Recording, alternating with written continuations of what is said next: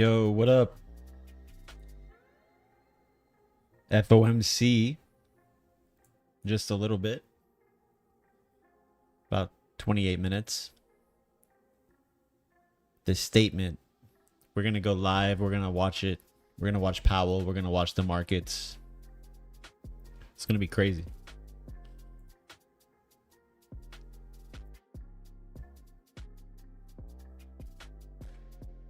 How is the sound?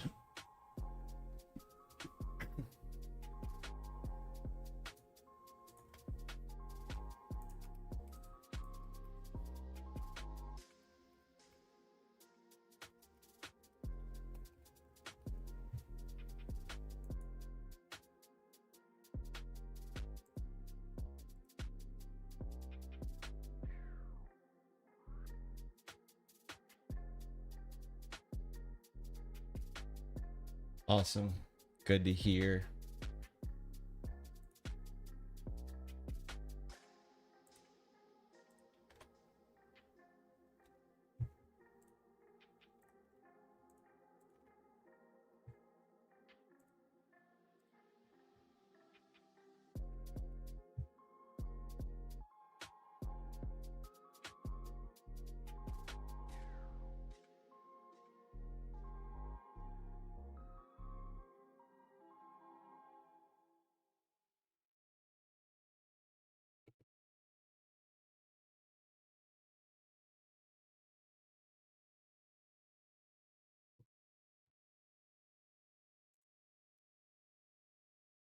Good morning. Hope everyone is doing well.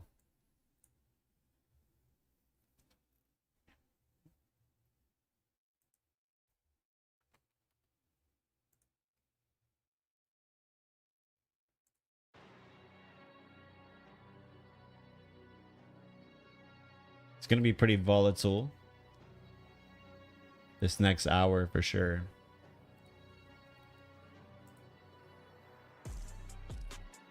Will it go up or down? That's a great question.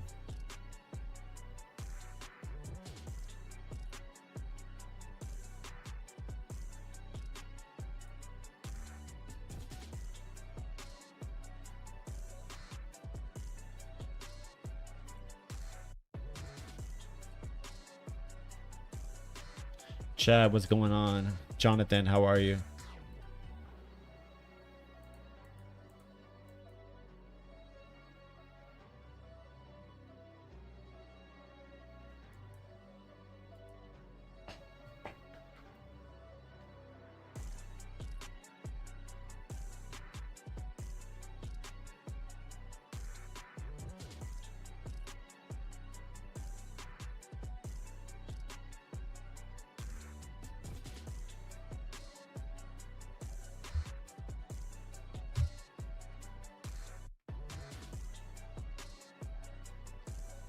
From the Netherlands, huh? Welcome.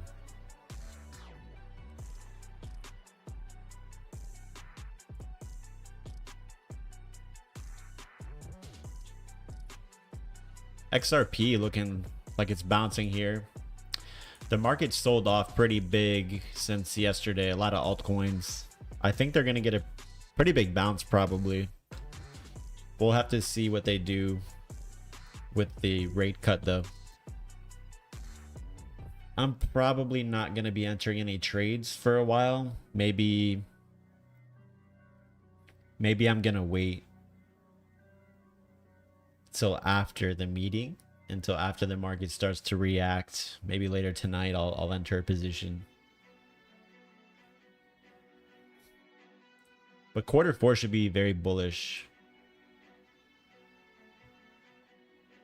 So I think the next couple of weeks the market's really going to take off.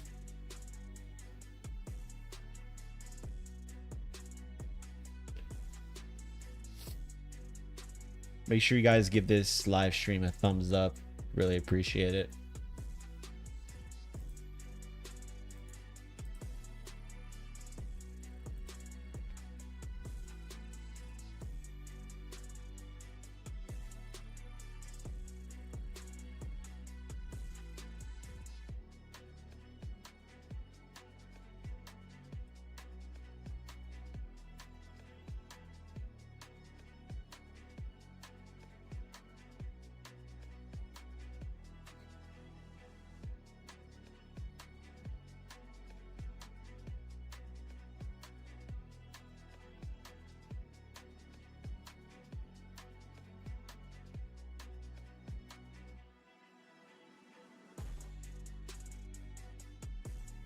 Pyro, what's going on, man?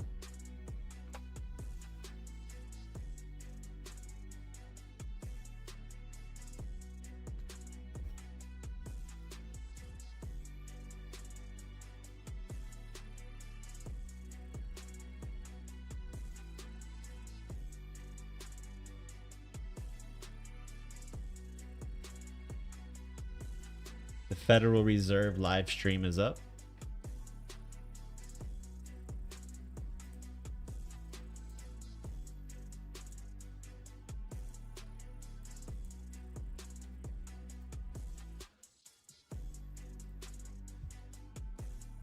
Including 12 Federal Reserve Bank.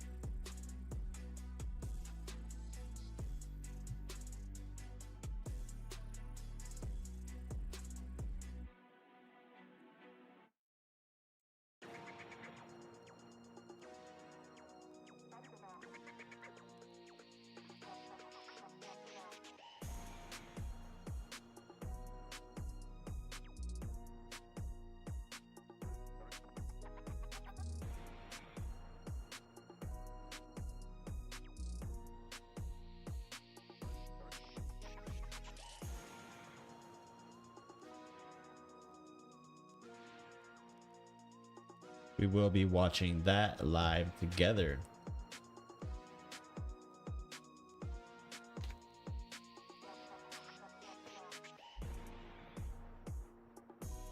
Akshay, how's it going, man? From India. Hope you're doing well.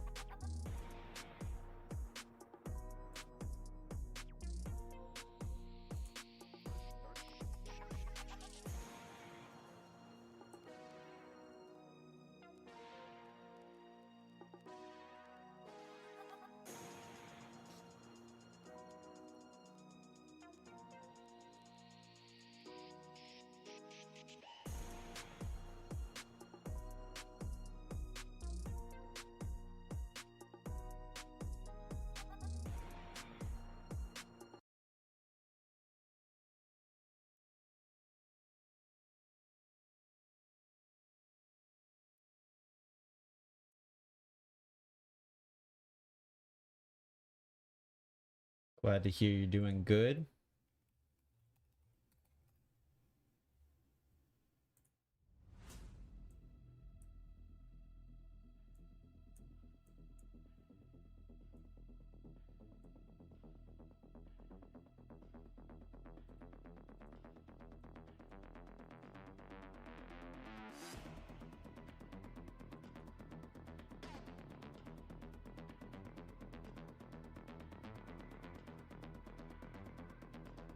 Hey Colin, how's it going, man?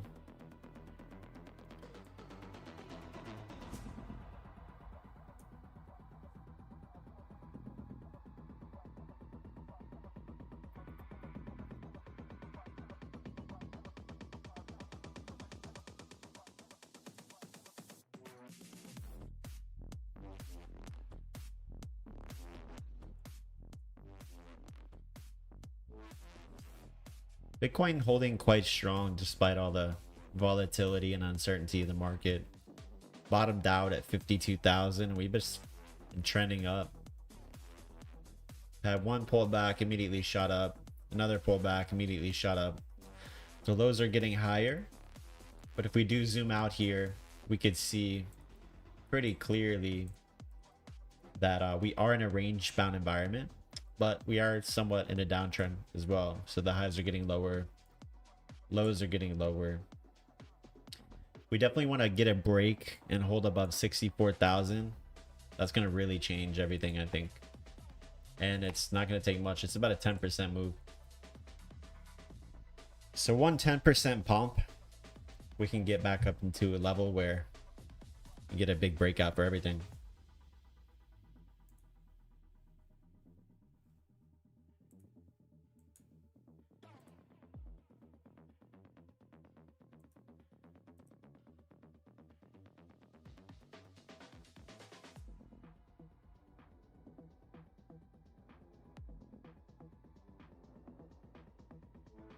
How long before they announce? We have about 18 minutes left.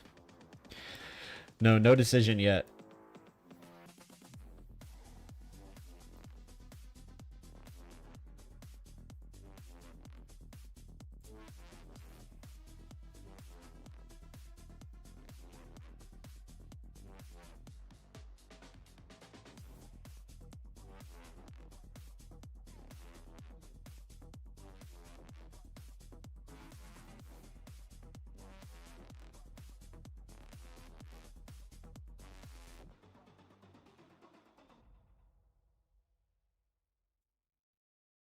So the markets are going to go pretty wild. Taking a look at the dollar. Dollar's breaking down. Still trending down. Stock market. Futures pushing up here. The SPY. Kind of a break even for the day. Bitcoin has been actually bouncing up here. So we've already bounced up a point or so.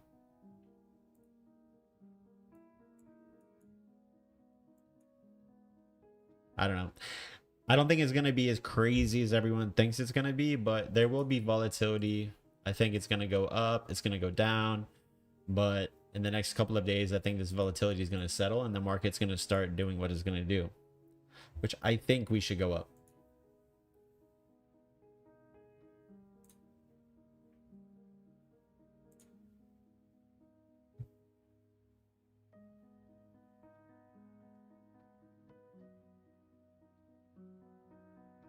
So the statement is going to come out in about 15 more minutes.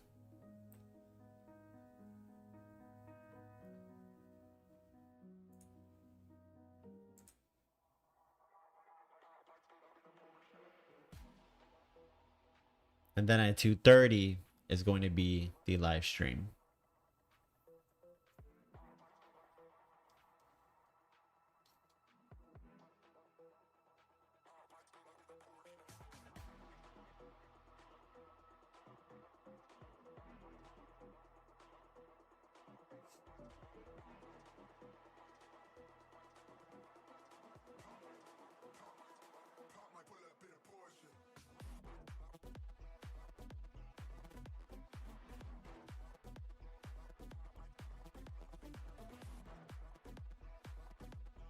So Bitcoin's almost back to 60,000. After this big dump, I'm probably going to be looking for long positions.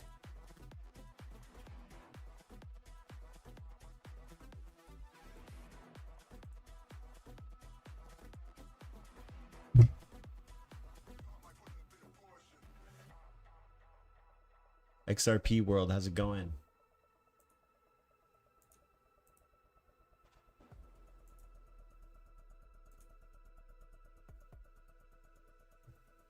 Do I own any Floki? I think I probably do own a little bit of Floki, but not much.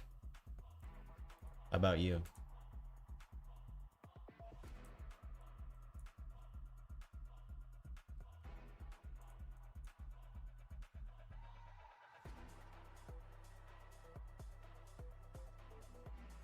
The last rate cut was in 2020. That started the bull run.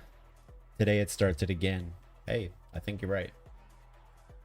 I think you're right about that. I think the initial reaction for the first few days is going to be a little shaky, but afterwards, these next few weeks, I definitely think we're going to get a bull run for sure.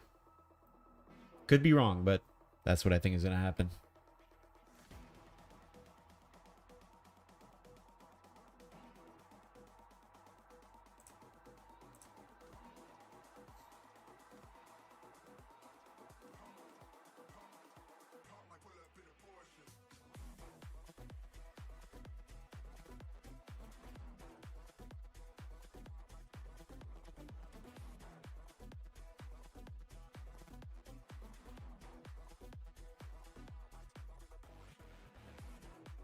So I think we're going to get a 25 basis point cut. It's 50-50.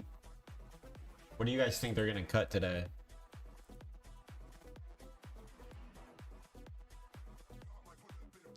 Do I have Shiba Inu? Yeah. I do have Shiba Inu.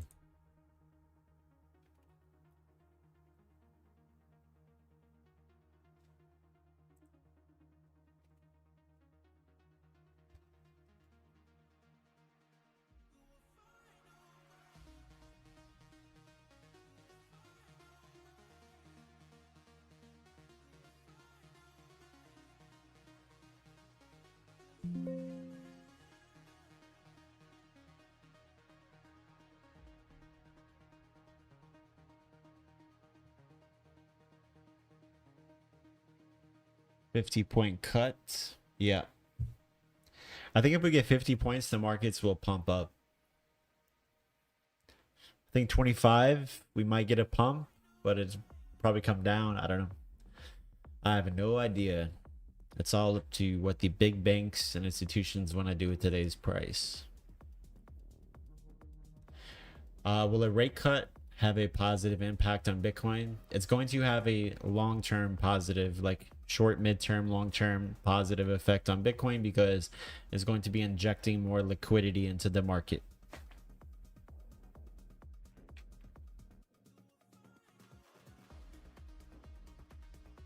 If we have a positive reaction, whether it's today or the next few days, would you take profit?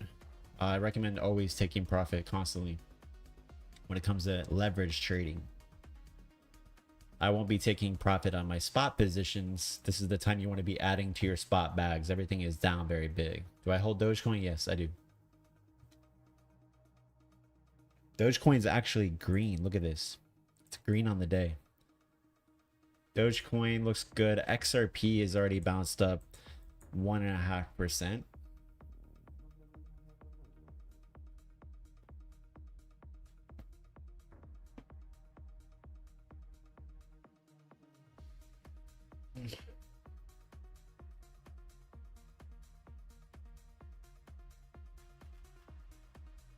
Hey, welcome from India. Hope you're doing good. Do I hold any Doge Elon? No.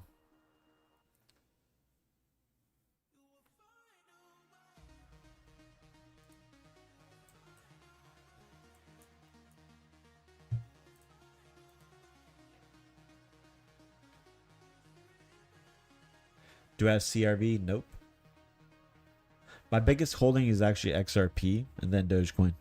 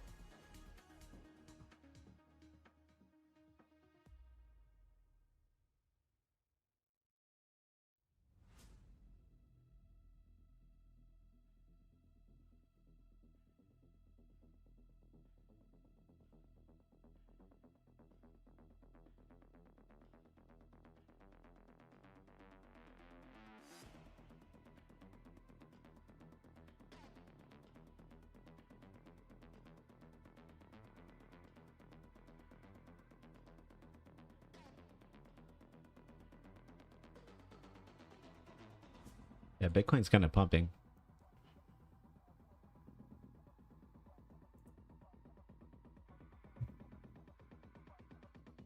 Big pump on Phantom right now. Yeah, for sure. Altcoins are almost dead. Yes, they are. It's a good time to buy, honestly.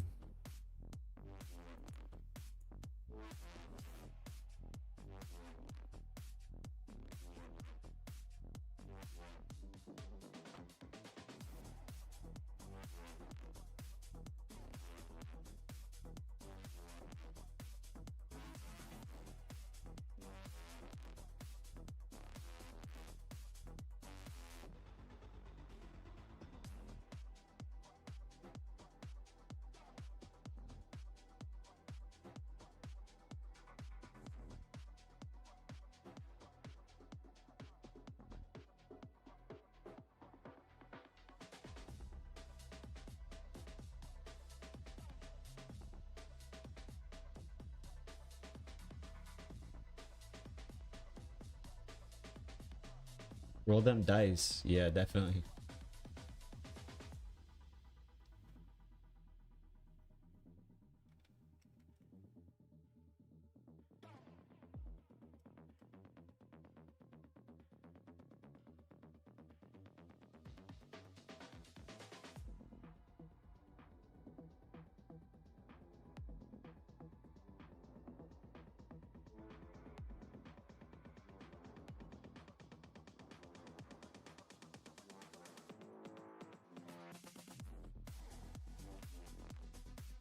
Wow, Bitcoin is pumping right now. Might start scaling into longs. Wow, it's already up 2%.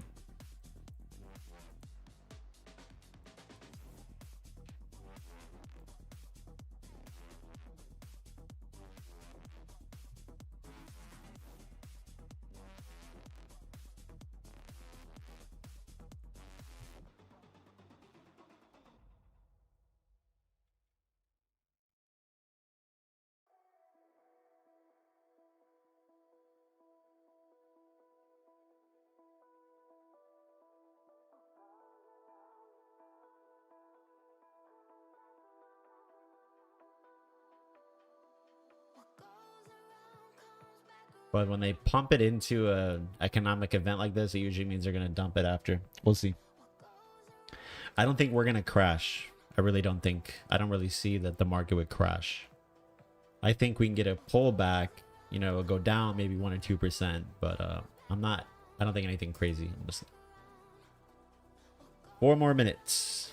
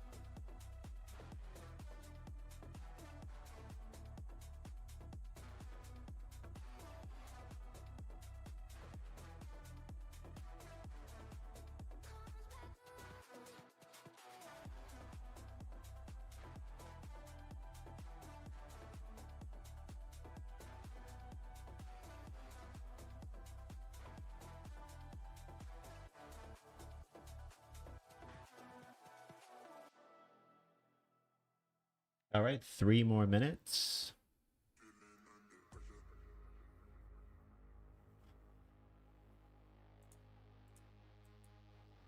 It's going to be crazy.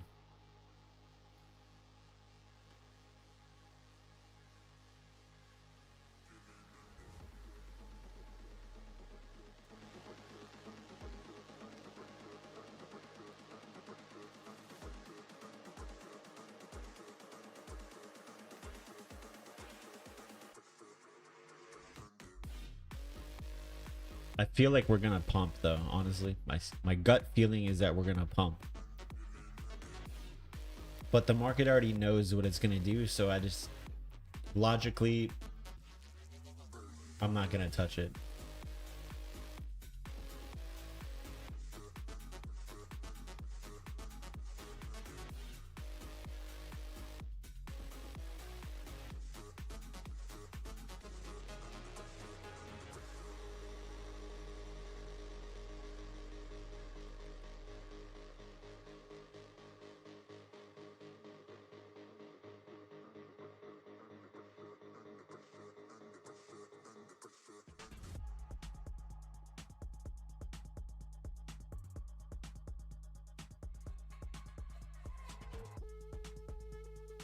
Hey, what up, bro? God bless as well.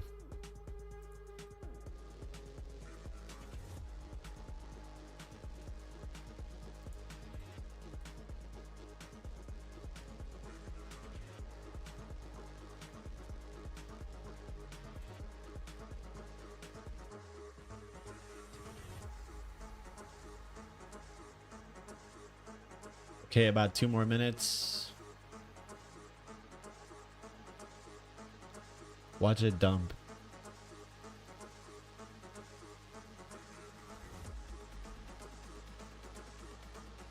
It's gonna be crazy.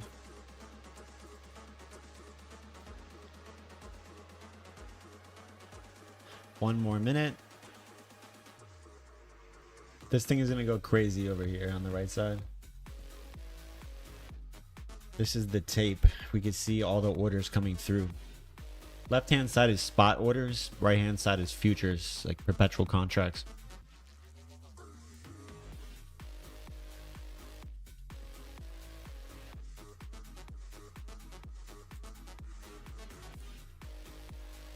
It's gonna be crazy. Hey, how's it going, man? Hope you're doing well.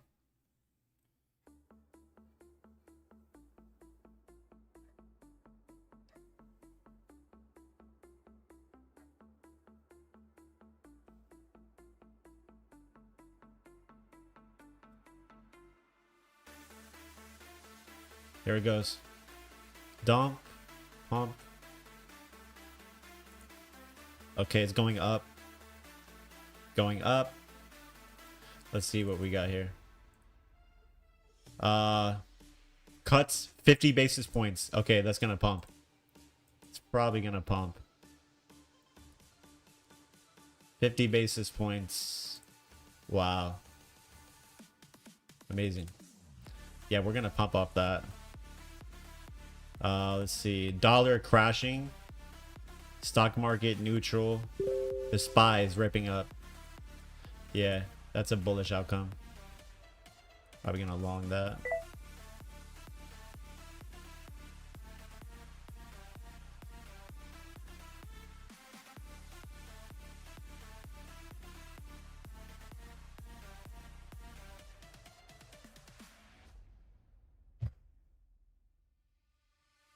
Wow, the SPY is hitting an all-time high. Holy shit. Wow, it's big.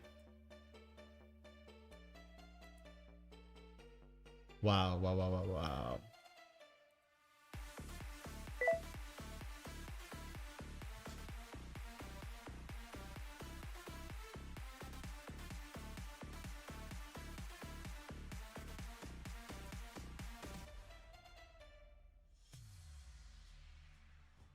Damn, I should have fucking longed the bottom. It's a 3% bounce already.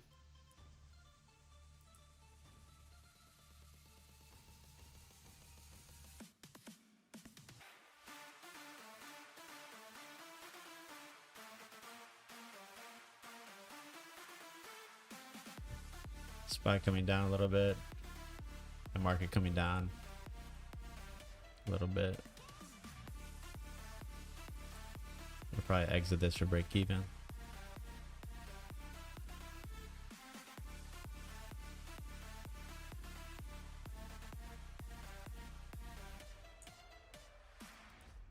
Fuck, my computer just shit itself.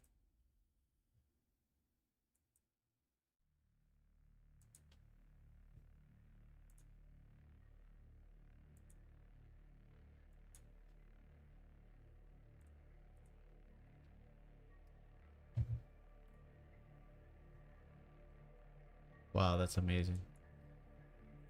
AGGR.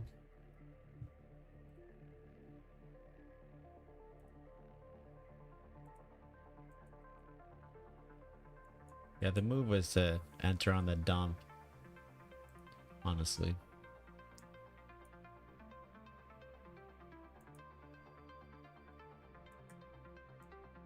That's pretty big though.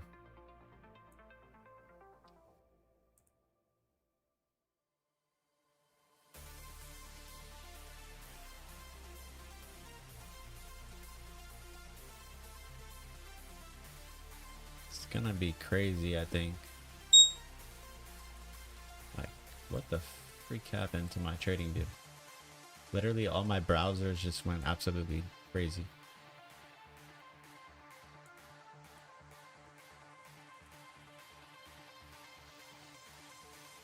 Okay, let's take a look at everything. Probably want to exit this, to be honest. Everything's kind of pulling back now. Solana, XRP bounced really hard. Holy crap, yeah, the tape is going crazy right now.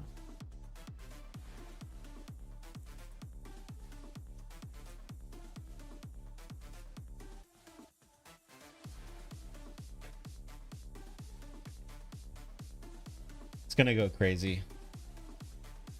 And then it's gonna go crazy. We still have the meeting. We still have the meeting.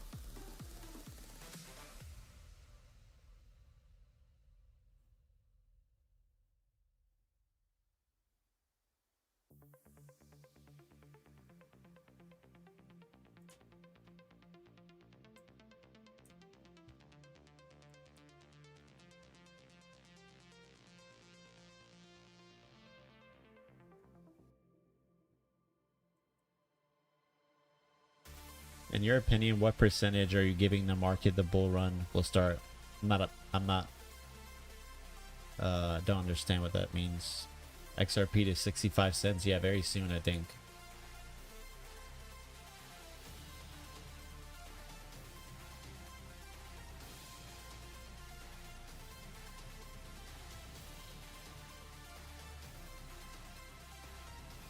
Remember, the first couple of hours is going to be crazy, up and down. It's going to look stupid.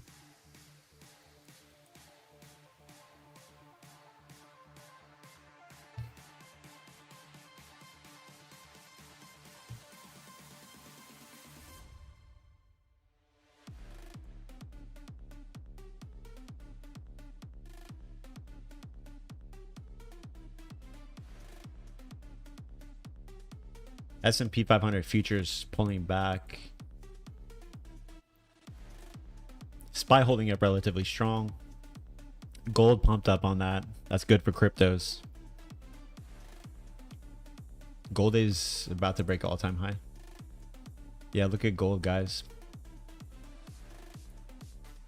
So what this cut does, it's huge, by the way. It's going to inject so much liquidity into the market, and this is the first cut we've had in 4 years.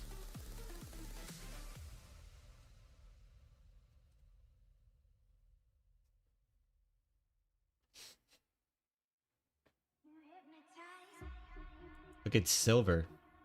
Wow, guys, silver's about to rip a new high. The dollar is literally collapsing, guys. It's not even joking. I'm not even kidding.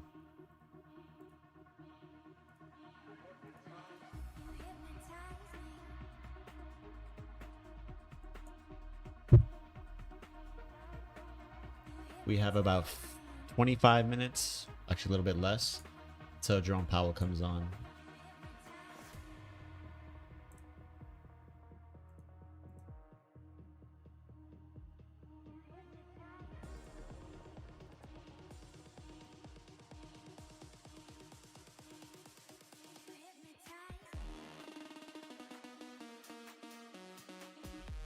It's pretty bullish, I think, for the markets.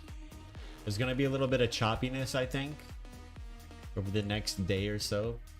But I think this ends in a big pump for sure. How is gold impacted by this? Well, it's a hedge against inflation. And during crazy economic times, people flee to gold. When they have to cut rates, there's something broken. It's not good, honestly.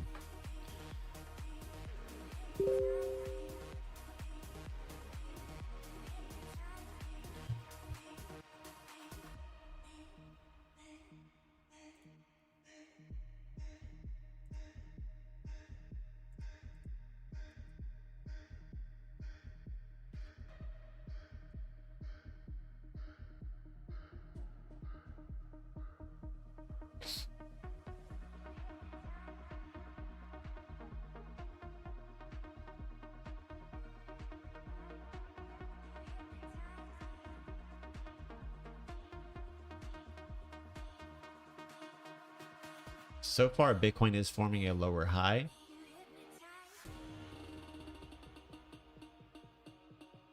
We've completely retraced that pump. They cut basis points by 50 basis points. So by 0.5%, interest rates have been cut today. That's going to push interest rates across the board down a lot more than that.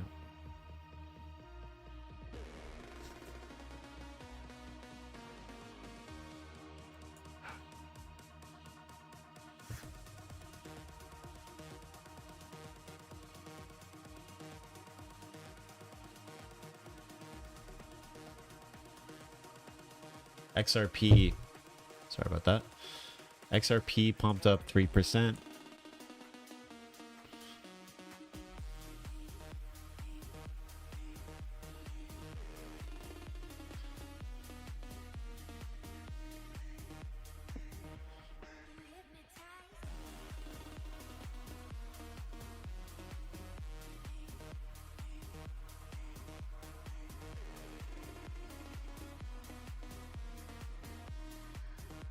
Dogecoin, one of the only coins in the green today, back above 10 cents.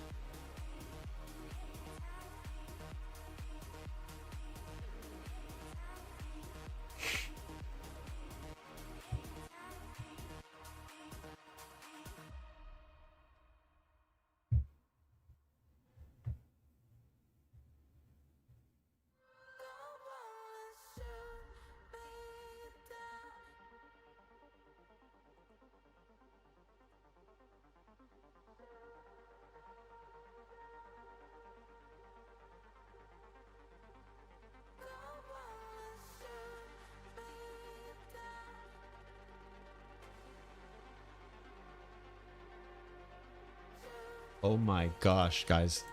Wow. All-time highs for... No, not yet. S&P 500 pumping. Everything's about to pump really hard, I think. Wow. SPY had an all-time high. If we zoom out, I can show you. This is the SPY. It's a stock market. Just pumped to a new all-time high.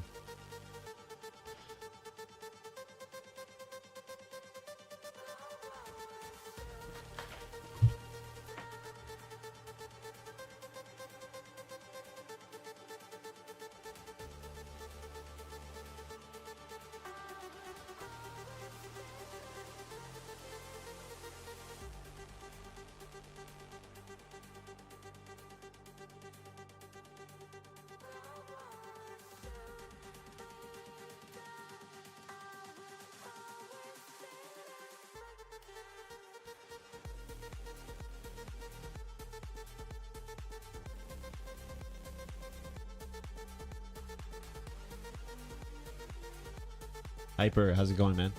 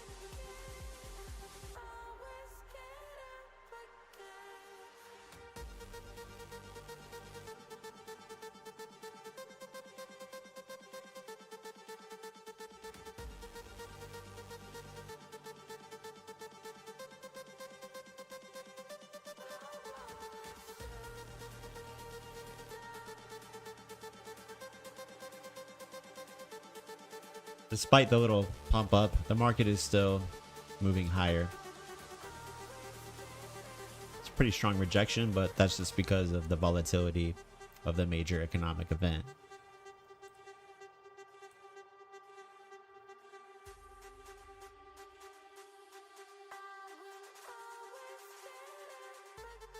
Is the market about to dump? I don't think about dumping. What do you think about holding 10k extra P? I think it's a good idea.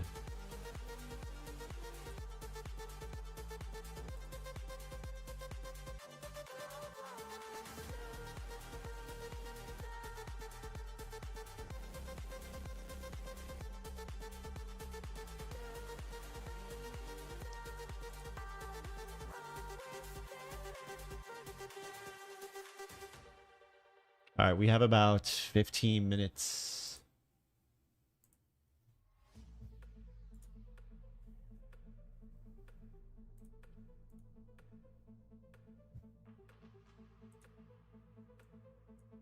Waiting on the Fed. I think we're going to get another pump up here.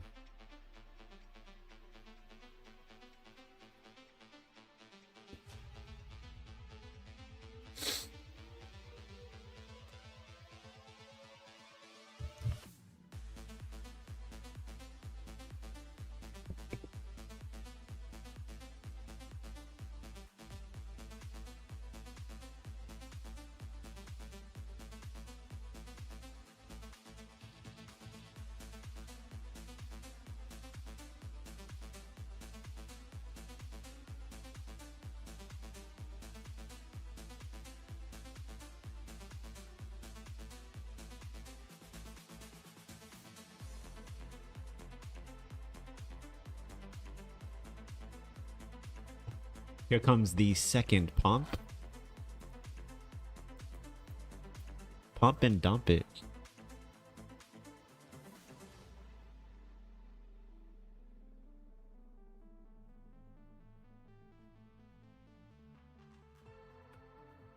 It would be awesome to see a massive giga pump.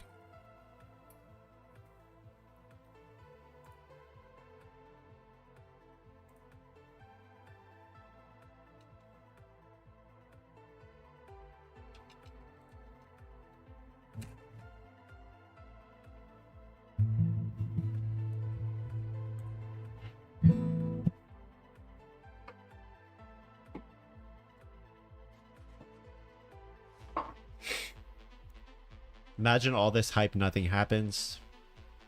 That we just stay in the 57 to 61, 5k range. Hey, totally possible. But this is a major economic event that hasn't taken place in over 4 years. This is going to have a massive effect on the market, 100%.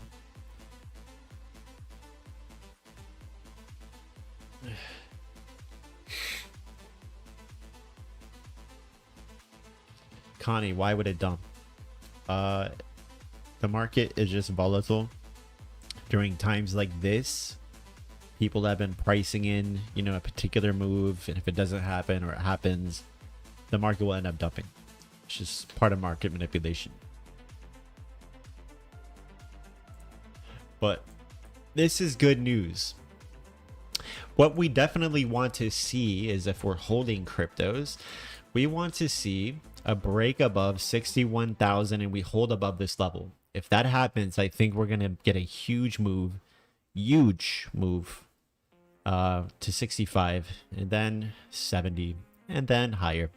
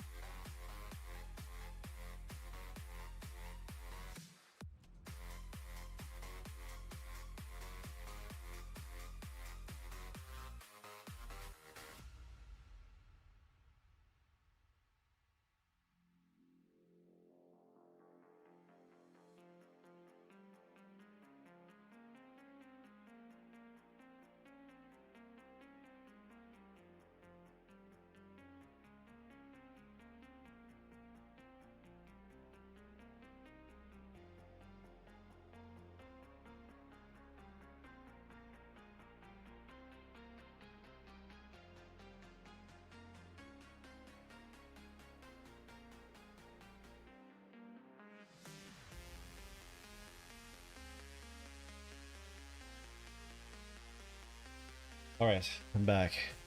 Got some sparkling water, flavored sparkling water, watermelon. There's no better flavor.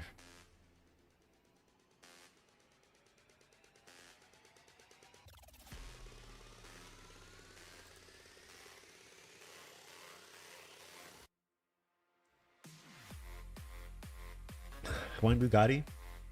I will never get a Bugatti. I hate that car. It's trash. How do you read the aggravated open interest? It's a great question. Open interest, it takes experience, but open interest, essentially what it shows you, this is aggravated open interest here on the lower part. What it tells us is new contracts, new positions being opened up in the futures market when it's going up. When it's going down, it tells us that these positions are being closed. So, in relevance to what this does, the divergence of whether it goes up or down with price, that can kind of give us a hint as to what is going on. So, as right here, we can see that the CBD, or the, sorry, not CBD, the open interest OI was going down and the price is going up. That shows that people that were shorting, they're closing their positions. And you're seeing such a reversal. Now that we're seeing it go up with price, that could mean new long positions being opened. That's kind of what it means.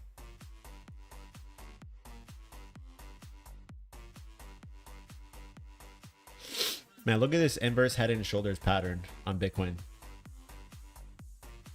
Shoulder here, shoulder here. If we get a breakout,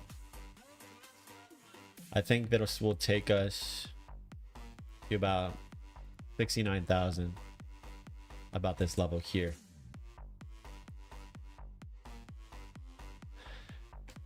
What move I'm talking about? It would take probably a week or two to get back up to like 65, which is this level, 69, a couple of weeks, I think.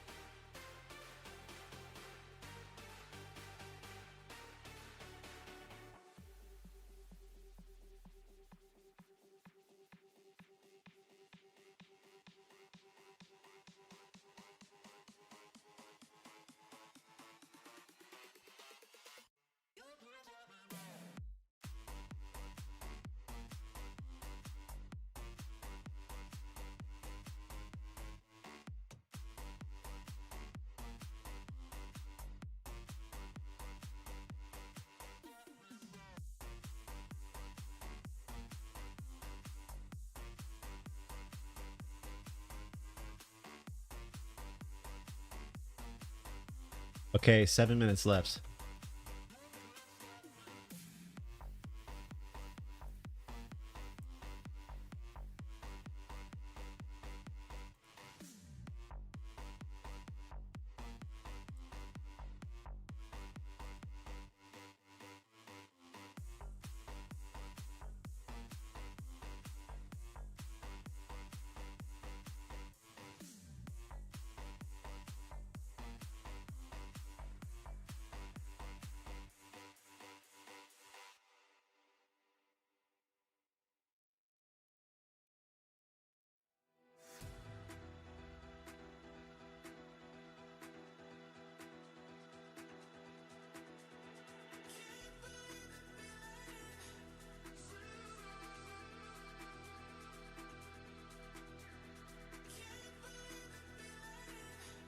It's looking good.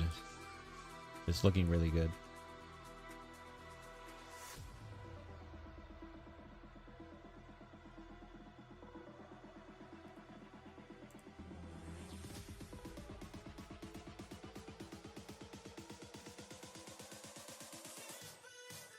But they're going to be cutting over the next several months as well.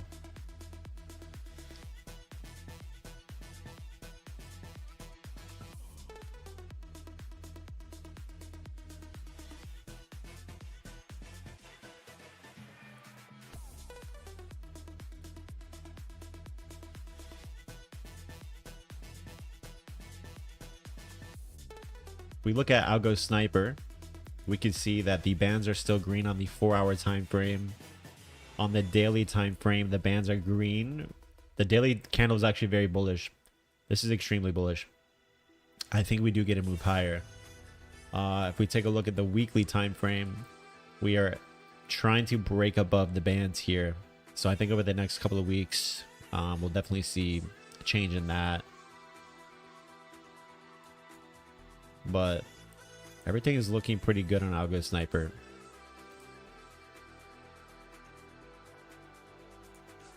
Which called the very bottom, called the very top. You guys can try today for $1 at algosniper.com.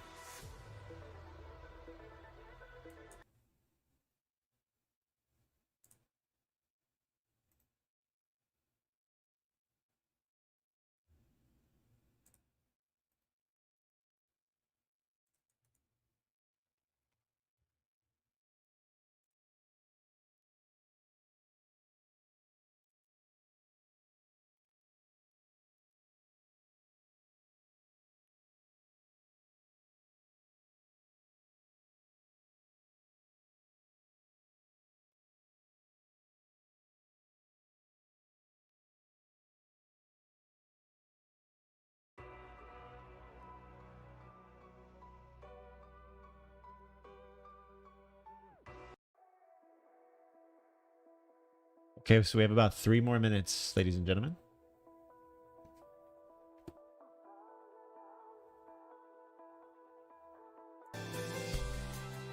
We're going to listen to the elevator music now by the Fed.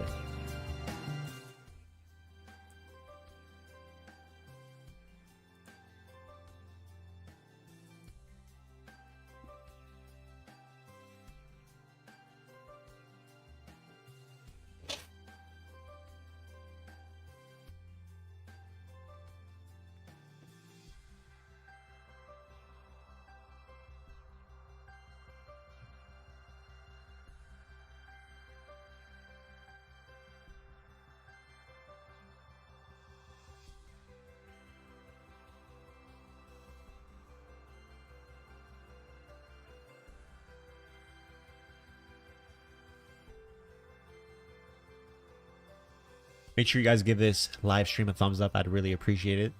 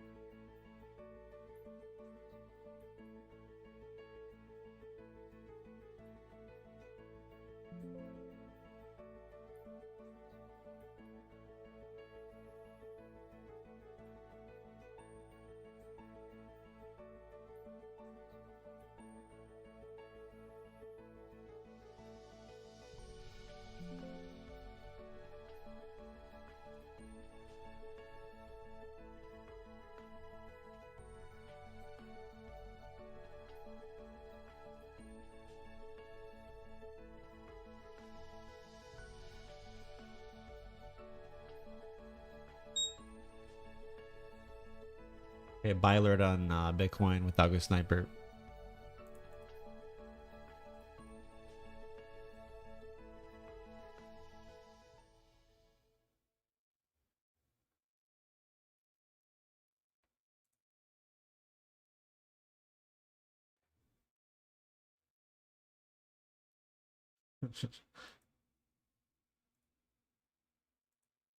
Bitcoin looks like it wants to squeeze up.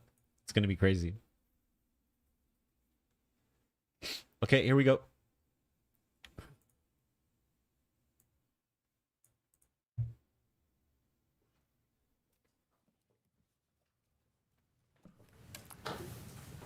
Good afternoon. My colleagues and I remain squarely focused on achieving our dual mandate goals of maximum employment and stable prices for the benefit of the American people. Our economy is strong overall and has made significant progress toward our goals over the past 2 years. The labor market has cooled from its formerly overheated state. Inflation has eased substantially from a peak of 7% to an estimated 2.2% as of August. We're committed to maintaining our economy's strength by supporting maximum employment and returning inflation to our 2% goal. Today, the Federal Open Market Committee decided to reduce the degree of policy restraint by lowering our policy interest rate by a half percentage point. This decision reflects our growing confidence that with an appropriate recalibration of our policy stance, strength in the labor market can be maintained in a context of moderate growth and inflation moving sustainably down to 2%. We also decided to continue to reduce our securities holdings. I will have more to say about monetary policy after briefly reviewing economic developments. Popping up a little bit. Recent indicators suggest that economic activity has continued to expand at a solid pace. GDP rose at an annual rate of 2.2% in the first half of the year, and available data point to a roughly similar pace of growth this quarter. Growth of consumer spending has remained resilient, and investment in equipment and intangibles has picked up from its anemic pace last year. Boom. In the housing sector, investment fell back in the second quarter after rising strongly in the first. Improving supply conditions have supported resilient demand and the strong performance of the U.S. economy over the past year. Holy crap. In our summary of economic projections, committee participants generally expect GDP growth to remain solid, with a median projection of 2% over the next few years. In the labor market, conditions have continued to cool. Payroll job gains averaged 116,000 per month over the past 3 months. Wow. A notable step down from the pace seen earlier in the year. The unemployment rate has moved up, but remains low at 4.2%. Nominal wage growth has eased over the past year, and the jobs-to-workers gap has narrowed. Pumping. Overall, a broad set of indicators suggests that conditions in the labor market are now less tight than just before the pandemic in 2019. The labor market is not a source of elevated inflationary pressures. The median projection for the unemployment rate in the SEP is 4.4% at the end of this year, 0.4 higher than projected in June. Inflation has eased notably over the past 2 years, but remains above our longer-run goal of 2%. Estimates based on the Consumer Price Index and other data indicate that total PCE prices rose 2.2% over the 12 months ending in August, and that excluding the volatile food and energy categories, core PCE prices rose 2.7%. Longer-term inflation expectations appear to remain well anchored, as reflected in a broad range of surveys of households, businesses, and forecasters, as well as measures from financial markets. The median projection in the SEP for total PCE inflation is 2.3% this year and 2.1% next year, somewhat lower than projected in June. Thereafter, the median projection is 2%. Our monetary policy actions are guided by our dual mandate to promote maximum employment and stable prices for the American people. For much of the past 3 years, inflation ran well above our 2% goal, and labor market conditions were extremely tight. Our primary focus had been on bringing down inflation, and appropriately so. We are acutely aware that high inflation imposes significant hardship as it erodes purchasing power, especially for those least able to meet the higher costs of essentials like food, housing, and transportation. Our restrictive monetary policy has helped restore the balance between aggregate supply and demand, easing inflationary pressures and ensuring that inflation expectations remain well anchored. Our patient approach over the past year has paid dividends. Inflation is now much closer to our objective, and we have gained greater confidence that inflation is moving sustainably toward 2%. As inflation has declined and the labor market has cooled, the upside risks to inflation have diminished and the downside risks to employment have increased. We now see the risks to achieving our employment and inflation goals as roughly in balance, and we are attentive to the risks to both sides of our dual mandate. Oh my gosh. In light of the progress on inflation and the balance of risks, at today's meeting, the committee decided to lower the target range for the federal funds rate by a half percentage point to 4.75% to 5%. This recalibration of our policy stance will help maintain the strength of the economy and the labor market, and will continue to enable further progress on inflation as we begin the process of moving toward a more neutral stance. We are not on any preset course. We will continue to make our decisions meeting by meeting. We know that reducing policy restraint too quickly could hinder progress on inflation. At the same time, reducing restraint too slowly could unduly weaken economic activity and employment. In considering additional adjustments to the target range for the federal funds rate, the committee will carefully assess incoming data, the evolving outlook, and the balance of risks. Cryptos flip green on the day. In our SEP, FOMC participants wrote down their individual assessments of an appropriate path for the federal funds rate based on what each participant judges to be the most likely scenario going forward. If the economy evolves as expected, the median participant projects that the appropriate level of the federal funds rate will be 4.4% at the end of this year and 3.4% at the end of 2025. These median projections are lower than in June, consistent with the projections for lower inflation and higher unemployment, as well as the changed balance of risks. These projections, however, are not a committee plan or decision. As the economy evolves, monetary policy will adjust in order to best promote our maximum employment and price stability goals.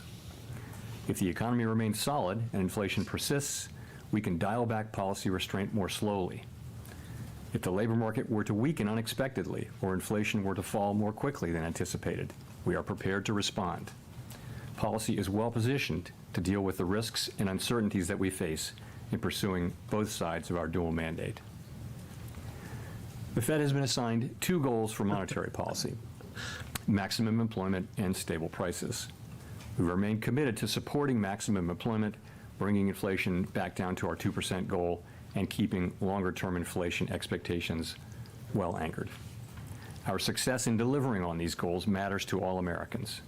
We understand that our actions affect communities, families, and businesses across the country. Everything we do is in service to our public mission.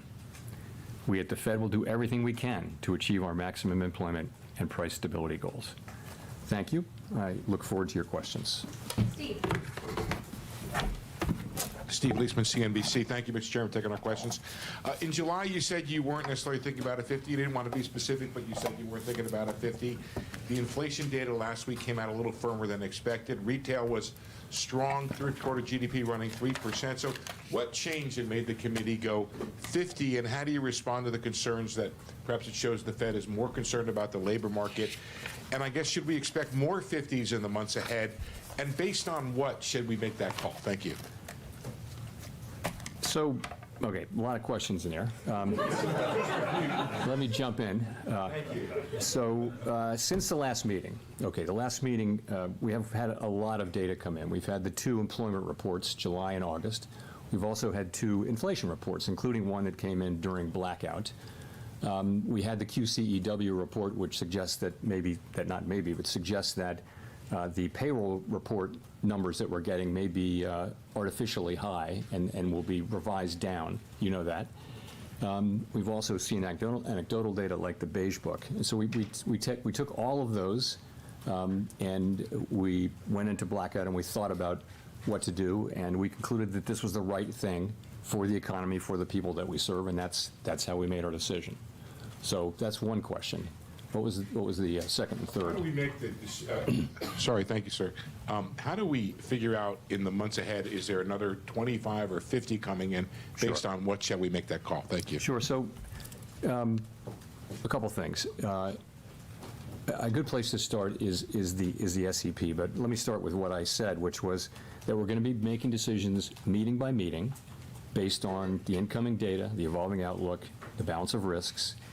If you look at the SEP, you'll see that it's a process of recalibrating our policy stance away from where we had it a year ago when inflation was high and unemployment low, to a place that's more appropriate given where we are now and where we expect to be. And that process will take place over time. There's nothing in the SEP that suggests the committee is in a rush to get this done. This process evolves over time. Of course, that's a projection, that's a baseline projection.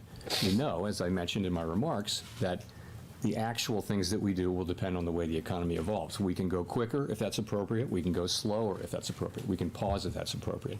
But that's what we were contemplating. Again, I would point you to the SEP as just an assessment of where of what the committee is thinking today, what the individual members, rather, of the committee are thinking today, assuming that their particular forecasts are realized.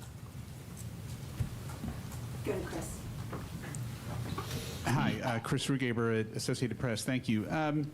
The projections show that the Fed officials expect the Fed funds rate to still be above their estimate of long-run neutral Probably by get a the end pullback of next year. So does that suggest you see rates as restrictive for that entire period? Does that threaten the weakening of the job market that you said you'd like to avoid? Or does it suggest that maybe people see the short-run neutral as a little bit higher? Thank you. I think the way I would really characterize it is this. I think people write down their estimate, individuals do. I think every single person on the committee, if you ask them what's your level of certainty around that, and they would say there's a wide range where that could fall. So I think we don't know. There are model-based approaches I think the market will pull and back. empirically based approaches that estimate what the neutral rate will be at any given time. But realistically, we know it by its works. So that leaves us in a place where where we expect, in the base case, to be continuing to remove restriction, and we'll be looking at the way the economy reacts to that, and that'll be guiding us in our thinking about the question that we're asking at every meeting, which is our policy stance the appropriate one? We know, if you go back, we know that the policy stance we adopted in July of 2023 came at a time when unemployment was 3.5% and inflation was 4.2%. Today, unemployment is up to 4.2%, and inflation's down to a few tenths above 2. So we know that it is time to recalibrate our policy to something that is more appropriate given the progress on inflation and on employment moving to a more sustainable level, so that the balance of risks are now even. And this is the beginning of that process. I mentioned the direction of which is toward a sense of neutral, and we'll move as fast or as slow as we think is appropriate in real time. But what you have is I took a short. individual We'll see what happens. accumulation of individual estimates of what that will be in the base case. Howard. A lot of sellers coming through here. Howard Schneider with Reuters. How close was this in terms of the decision? You do have the first dissent by a governor since 2005, I think. Was the weight clearly in favor of a 50, or was this a very close decision? I think we had a good discussion. If you go back, I talked about this at Jackson Hole, but I didn't address the question Wow, of look at the that size candle. of the cut, left Very it open, bearish. and I think we left it open going into blackout. And so there was a lot of discussion. Huge rejection. Back and forth, good diversity of division, excellent discussion today. I think there was also broad support for the decision that the committee voted on. So I would add, though, look at the SEP. All 19 of the participants wrote down multiple cuts this year, all 19. That's a big change from June, right? 7 of them wrote down 3 or more, and 17 of the 19 wrote down 3 or more cuts, and 10 of the 19 wrote down 4 or more cuts. So, there is a dissent, and there's a range of views, but there's actually a lot of common ground as well. Follow up to that, now that this is in the books, can you give us some guidance as sort of follow up to Steve on the pacing here? Would you expect this to be running every other meeting once we get into next year? Yeah, we're going to take it meeting by meeting. As I mentioned, there's no sense that the committee feels it's in a rush to do this. We made a good, strong start to this, and that's really frankly, a sign of our confidence that inflation is coming down toward 2% on a sustainable basis. That gives us the ability.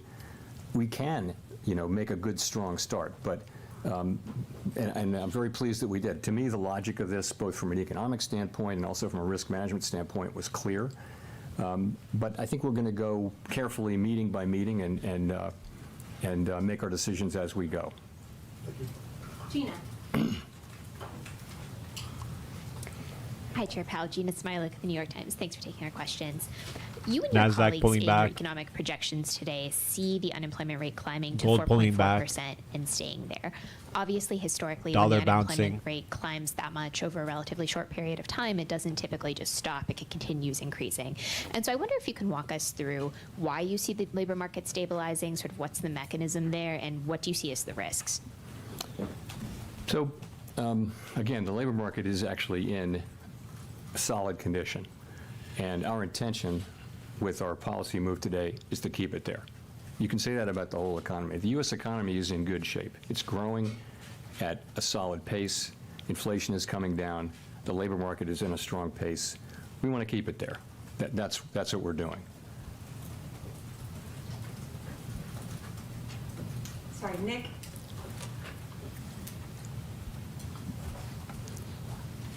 Popping back up. Nick Timmeros of the Wall Street Journal. Chair Powell, does today's action constitute a catch-up in action given recent substantial revisions to the employment data? Or is this larger than typical rate cut a function of the elevated nominal level of the policy rate such that an accelerated cadence could be expected to It's going to be super continue? choppy. Okay. Multiple questions in there, but so I would say we don't think we're behind. We do not think we think this is timely, but I think you can take this as a sign of our commitment not to get behind. So it's a strong move. Sorry, your other question was? Well, is this about what happened in the employment data between this meeting and the last meeting, or is this about the level of the funds rate, the high nominal level of the funds rate relative to what might be expected if you're trying to maintain equilibrium? So I think it's about, we come into this with a policy position that was put in place, as you know, I mentioned in July of 2023, which was a time of high inflation and very low unemployment. We've been very patient about reducing the policy rate. We've waited. Other central banks around the world have cut, many of them several times. We've waited, and I think that patience has really paid dividends in the form of our confidence that inflation is moving sustainably down to 2%. So I think that is what enables us to take this strong move today. I do not think that anyone should look at this and say, oh, this is the new pace. You have to think about it in terms of the base case. Of course, what happens will happen. So in the base case, what you see is, look at the SEP. You see cuts moving along. The sense of this is we're recalibrating policy down over time to a more neutral level, and we're moving at the pace that we think is appropriate given developments in the economy in the base case.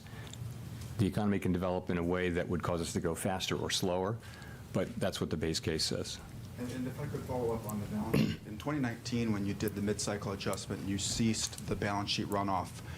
With a larger cut today, should there be any signal inferred about how the committee would approach end state on the balance sheet policy? About time for a cigar, for sure, yeah, man. In the current a good situation, idea. reserves have really been stable. They haven't come down. So reserves are still abundant and expected to remain so for some time. As you know, the shrinkage in our balance sheet has really come out of the overnight RRP.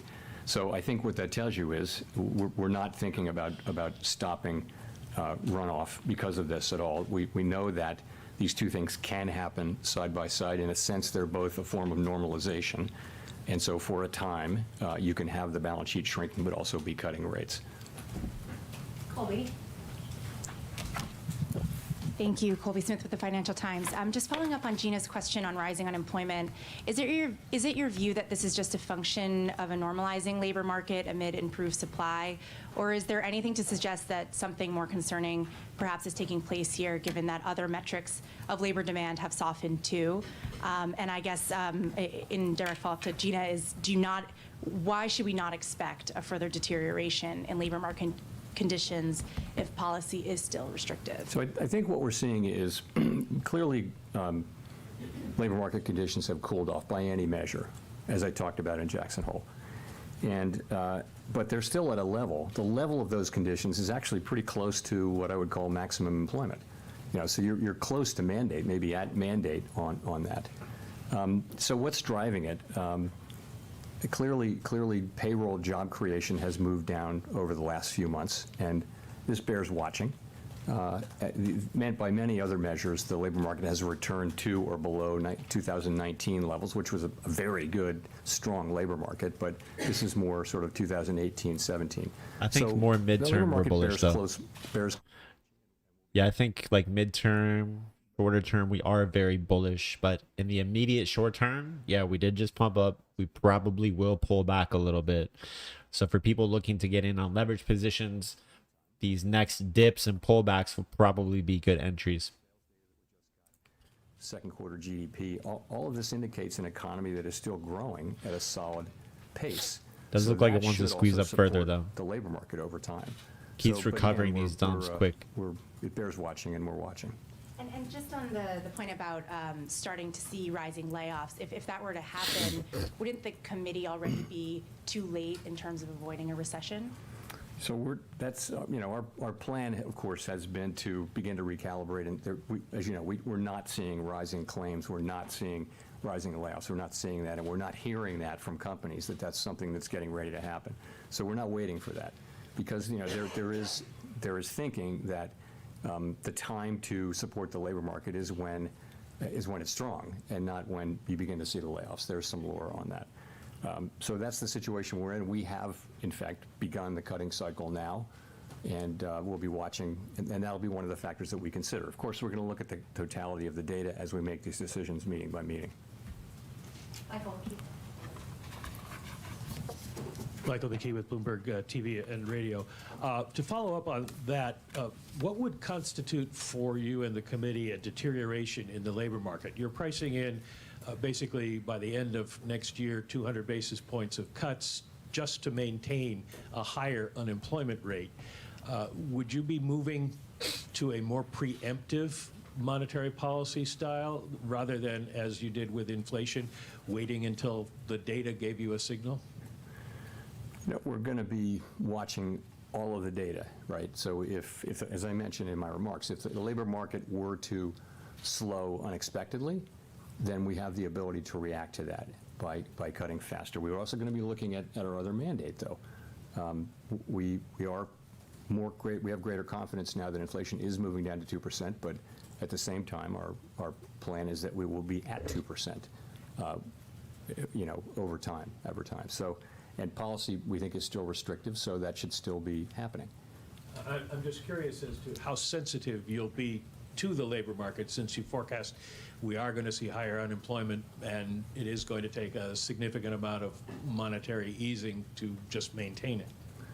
So, you know, what I would say is we don't think we need to see further loosening in labor market conditions to get inflation down to 2%. But we have a dual mandate, and I think you can take this whole action as take a step back. What have we been trying to achieve? We're trying to achieve a situation where we restore price stability without the kind of painful increase in unemployment that has come sometimes with disinflation. That's what we're trying to do. And I think you can take today's action as a sign of our strong commitment to achieve that goal. Rachel. Hi, Chair Powell. Rachel Siegel from the Washington Post. Thanks for taking our questions. You're describing this view that you don't think you're behind when it comes to the job market. Can you walk us through the specific data points that you found to be most helpful in the discussions at this meeting? You've mentioned a couple, but would you be able to walk us through what that dashboard told you as far as what you know about the job market now? Sure. So we'll start with unemployment, which is the single most important one probably. You're at 4.2%. That's, you know, I know that's higher than we were used to seeing numbers in the mid and even below mid threes last year. But if you look back over the sweep of the years, that's a very healthy unemployment rate. And anything in the low fours is a good labor market. So That's one thing. Participation is at high levels. It's, you know, we're right adjusted for demographics, for aging. Participation's at pretty high levels. That's a good thing. Wages are still a bit above what would be, their wage increases, rather, are still just a bit above where they would be over the very longer term to be consistent with 2% inflation, but they're very much coming down to what that sustainable level is, so we feel good about that. Vacancies over, you know, per unemployed is back to what is still a very strong level. It's not as high as it was. That number reached 2 to 1, 2 vacancies for every unemployed person as measured. It's now below around, it's around 1, but that's still a very good number, I would say. You know, quits have come back down to normal levels. I mean, I could go on and on. There are many, many employment indicators. What do they say? They say this is still a solid labor market. The question isn't the level. The question is that there has been change, particularly over the last few months. And, you know, so what we say is, as the risks, the upside risks to inflation have really come down, the downside risks to employment have increased. And because we have been patient and held our fire on cutting while inflation has come down, I think we're now in a very good position to manage the risks to both of our goals. And what do you expect to learn between now and November that will help inform the scale of the cut at the next meeting? You know, more data, the usual. Don't look for anything else. We'll see another labor report. We'll see another jobs report. I think we get a second jobs report on the day of the meeting, I think. Or no, on the Friday before the meeting. And inflation data. We'll get all this data. We'll be watching. You know, it's always a question of look at the incoming data and ask what are the implications of that data for the evolving outlook and the balance of risks, and then go through our process and think what's the right thing to do. Is policy where we want it to be to foster the achievement of our goals over time? So that's what it is, and that's what we'll be doing. Neil. Thanks. Hi, Chair Powell. Neil Irwin with Axios. We've only been running a little above 100,000 jobs a month on payroll the last 3 months. Do you view that level of job creation as worrying or alarming, or would you be content if we were to kind of stick at that level? And relatedly, you know, one of the welcome trends of the last couple of years has been labor market steam coming out through job openings falling rather than job losses. Do you think that trend has further to run, or do you see risk that further labor market cooling will have to come through job losses? So on the job creation, it depends on the inflows, right? So if you're having millions of people come into the labor force, and you're creating 100,000 jobs, you're going to see unemployment go up. So it really depends on what's the trend underlying the volatility of people coming into the country. We understand there's been quite an influx across the borders, and that has actually been one of the things that's allowed unemployment rate to rise. And the other thing is just the slower hiring rate, which is something we also watch carefully. So it does depend on what's happening on the supply side. And on the beverage curve question, yes. So we all felt on the committee, not all, but I think everyone on the committee felt that job openings were so elevated that they could fall a long way before you hit the part of the curve where job openings turned into higher unemployment, job loss. And yes, I mean, I think we are, it's hard to know that you can't know these things with great precision, but certainly it appears that we're very close to that point, if not at it, so that further declines in job openings will translate more directly into unemployment. But it's been a great ride down. I mean, we've seen a lot of tightness come out of the labor market in that form without it resulting in lower employment. Thanks, Chair Powell. Edward Lawrence, Fox Business. So we've heard some speculation that you may be going with the federal funds rate to 3.5%, maybe under 4%. And there's basically an entire generation that has experienced zero or near zero federal funds rate. Now, some think we're heading in that direction again. What's the likelihood that cheap money is now the norm? So this is a question, you mean after we get through all of this? It's just a great question that we can only speculate about. Intuitively, many people anyway would say we're probably not going back to that era where there were trillions of dollars of sovereign bonds trading at negative rates, long-term bonds trading at negative rates. And it looked like the neutral rate might even be negative. So there was people were issuing debt at negative rates. It seems that's so far away now. My own sense is that we're not going back to that. But honestly, we're going to find out. But it feels to me and that the neutral rate is probably significantly higher than it was back then. How high is it? I just don't think we know. Again, we only know it by its works. And one more, how do you respond to the criticism that will likely come that a deeper rate cut now before the election has some political motivations? Yeah, so this is my 4th presidential election at the Fed, and it's always the same. We're always going into this meeting in particular and asking what's the right thing to do for the people we serve, and we do that, and we make a decision as a group. And then we announce it, and that's always what it is. It's never about anything else. Nothing else is discussed. And I would also point out that the things that we do really affect economic conditions for the most part with a lag. So nonetheless, this is what we do. Our job is to support the economy on behalf of the American people. And if we get it right, this will benefit the American people significantly. So this really concentrates the mind, and it's something we all take very, very seriously. We don't put up any other filters. I think if you start doing that, I don't know where you stop. And so we just don't do that. Jolene. Thank you, Chair Powell. I'm Jolene Kent with CBS News.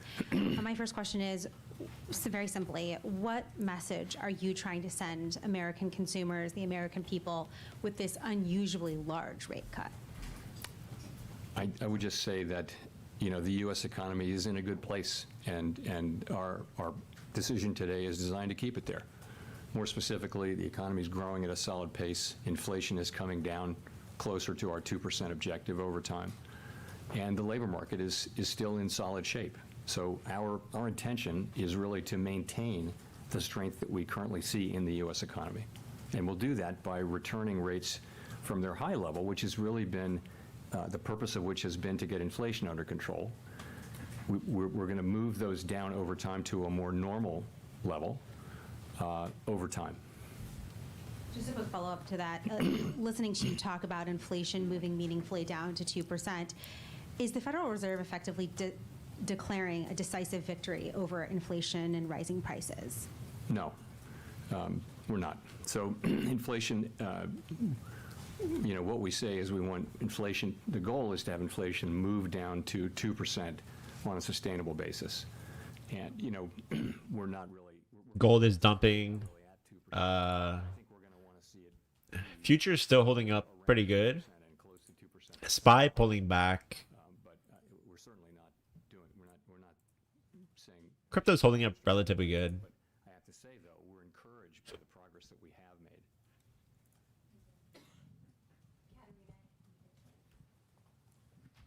Dollar coming up. With Bloomberg News.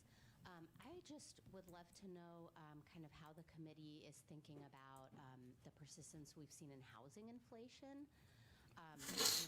Do you think you can return to 2% with housing inflation where it is?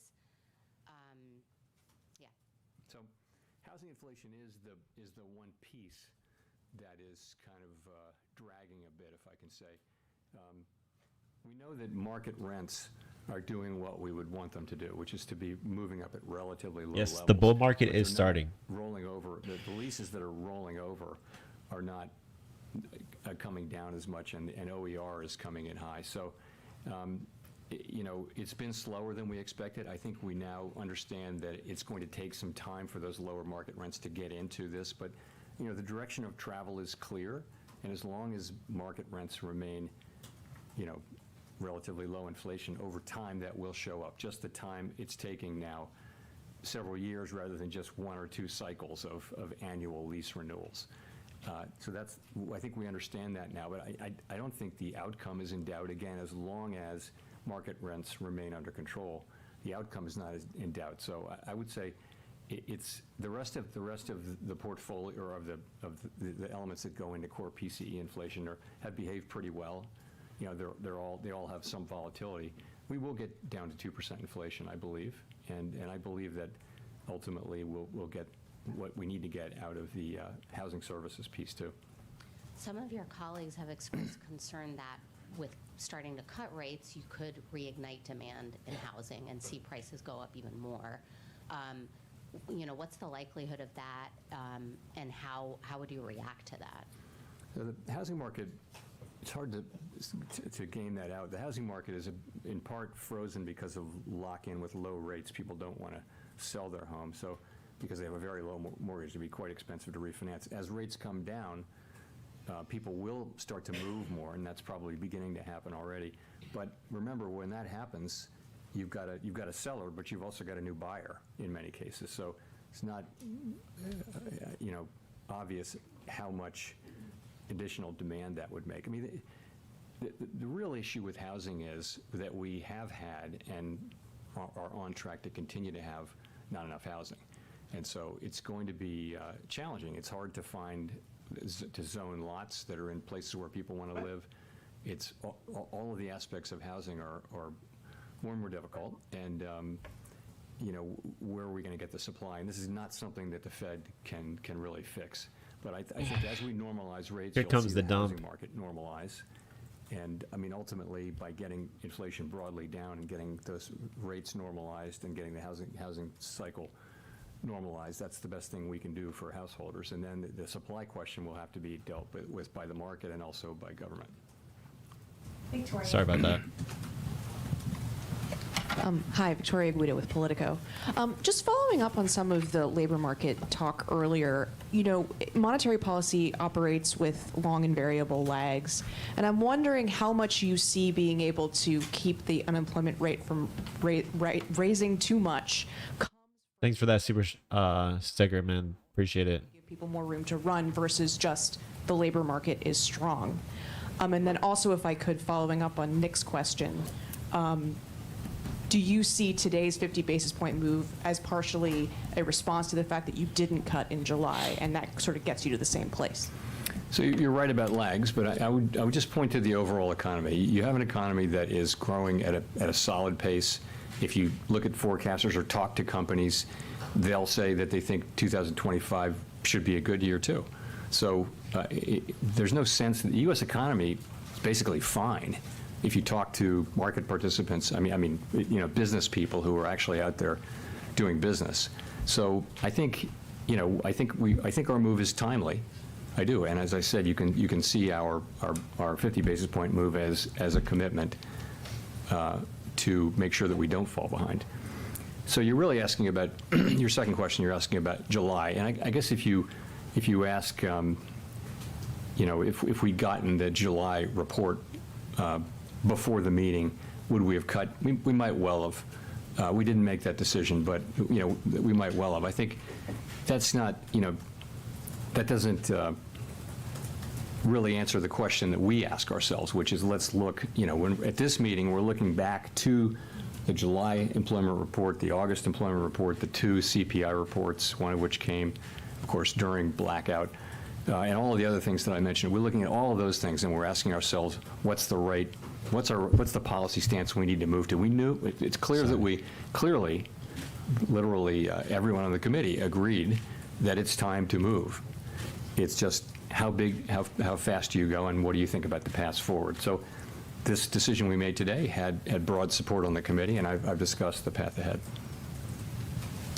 Elizabeth.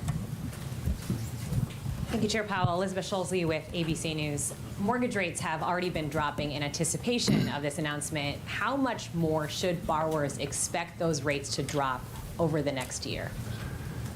Very hard for me to say. That's from our standpoint.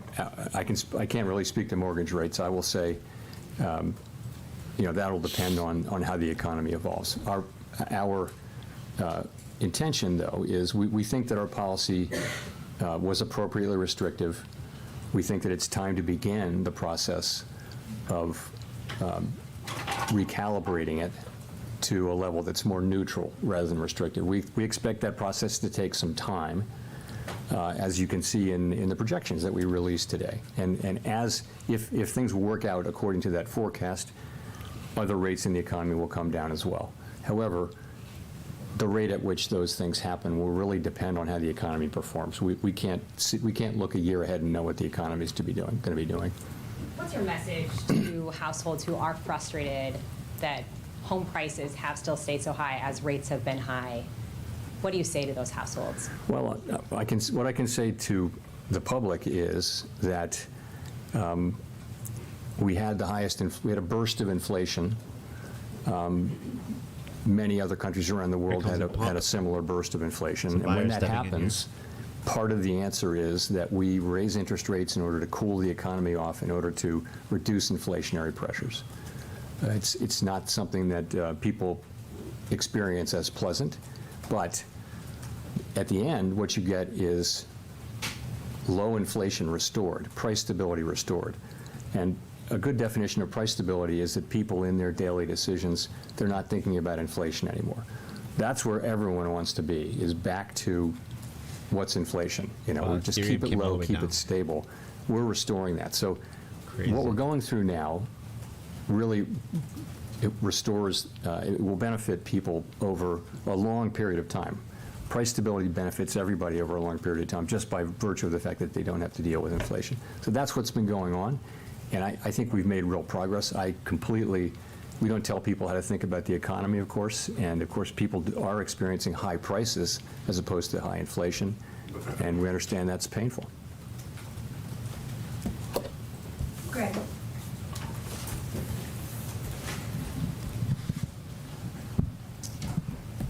Hi, Chair Powell. Greg Robb from MarketWatch.com.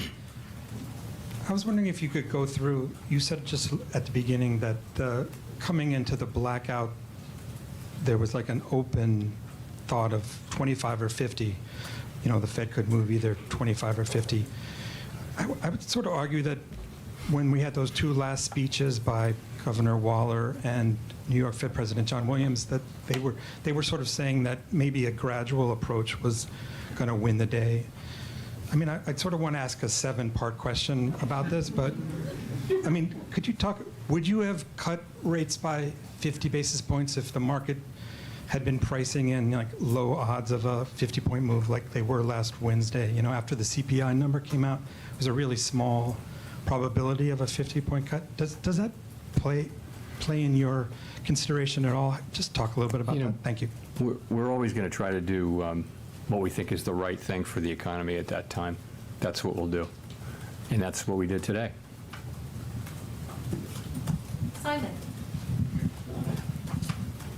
Thank you, Chair Powell. Simon Rabinovich with The Economist. You've mentioned how closely you're watching the labor market, but you also noted that payroll numbers have been a little bit less reliable lately because of the big downward revisions. Does that put your focus overwhelmingly on the unemployment rate? And given the SEP projection of 4.4 basically being the peak in the cycle, would going above that be the kind of thing that would trigger another 50 basis point cut? So we will continue to look at that broad array of labor market data, including the payroll numbers. We're not discarding those. I mean, we'll certainly look at those, but we will mentally tend to adjust them based on the QCEW adjustment, which you referred to. There isn't a bright line. It will be, the unemployment rate's very important, of course, but there isn't a single statistic or a single bright line over which that might move that would dictate one thing or another. We'll look at each meeting, we'll look at all the data on inflation, economic activity, and the labor market, and we'll make decisions about is our policy stance where it needs to be to foster over the medium term our mandate goals. Yeah, so I can't say we have a bright line in mind. Matt Egan. Thanks, Chair Powell. Matt Egan from CNN. I know that you discussed earlier how the Fed does whatever the right thing is and nothing else factors in. But in general, can you talk about whether or not you believe a sitting U.S. president should have a say in Fed decisions on interest rates? Because that's something that former President Trump, who obviously appointed you, has previously suggested. And I know the Fed is designed to be independent, but why? Can you tell the public why you view that so important? Sure. So countries that are democracies around the world, countries that are sort of like the United States, all have what are called independent central banks. And the reason is that people have found over time that insulating the central bank from direct control by political authorities avoids making monetary policy in a way that favors maybe people who are in office as opposed to people who are not in office. So that's the idea, is that, and I think the data are clear that countries that have independent central banks, they get lower inflation. And so we do our work to serve all Americans. We're not serving any politician, any political figure, any cause, any issue, nothing. It's just maximum employment and price stability on behalf of all Americans. And that's how the other central banks are set up too. It's a good institutional arrangement, which has been good for the public. And I hope and strongly believe that it will, continue. Kyle. Kyle Campbell for American Banker. Thanks for taking the questions, Chair Powell. A couple regulatory developments in the past week that I want to ask you about. First, last week, Vice Chair for Supervision, Michael Barr, outlined his views for the changes to the Basel III Endgame. I'm wondering if you are in alignment with him on what those changes should be, if those have support on the board in a broad way that you're looking for, and if you think the other agencies are also fully on board with that approach. And then yesterday, other banking regulators. You know what? Hold a second.